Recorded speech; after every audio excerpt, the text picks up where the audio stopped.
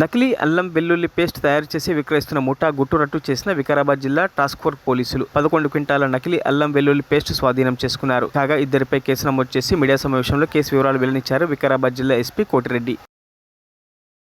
और ये पाउडर और कलर डाल के मिक्स करके रखिए और वो जो है ना उसको 3 दिन हम भिगाते साफ होने के बाद उसको मशीन में डाल के पानी डाल के नमक डाल के पूरा बाहर आने के बाद जैसा कलर हो जाता उसके बाद डब्बा भर लेते हैं.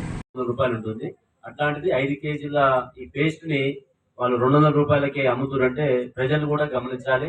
హోటల్ యజమానులు కానీ ఫాస్ట్ ఫుడ్ సెంటర్ వాళ్ళు కానీ బిజినెస్ ముఖ్యం కాదు, ప్రజల యొక్క హెల్త్ కూడా ఇంపార్టెంట్. కాబట్టి కొత్త గవర్నమెంట్ వచ్చిన తర్వాత కాంగ్రెస్ ప్రభుత్వం చాలా కీలకంగా ఆదేశాలు ఇవ్వడం జరిగింది.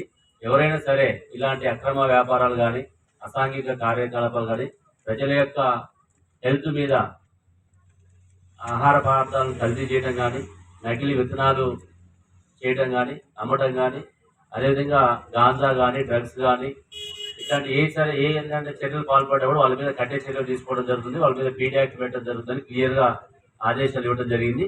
దీనికి అనుగుణంగానే మనం టాస్క్ ఫోర్స్ కూడా ఇంకా స్ట్రెంథనింగ్ చేస్తున్నాం. వాళ్ళు కూడా పూర్తిగా ఆదేశాలు ఇవ్వడం జరిగింది. ఇలా ఎవరున్నా సరే, ఎంత పెద్దవాళ్ళు ఉన్నా సరే ఎవరిని వదిలిపెట్టొద్దు అనేటువంటి ఉద్దేశంతో మీకు మీడియా ద్వారా కూడా అప్పీల్ చేస్తున్నాం. ఎవరైనా సరే ఇలాంటి కార్యకలాపాలకు పాల్పడితే డయల్ 100 కానీ మన టాస్క్ ఫోర్స్ ఎస్ఐ నెంబర్ కూడా మీకు ఇవ్వడం జరుగుతుంది. ఇందులో మరిన్ని అప్డేట్స్ కోసం మా ఛానల్ని సబ్స్క్రైబ్ చేయండి.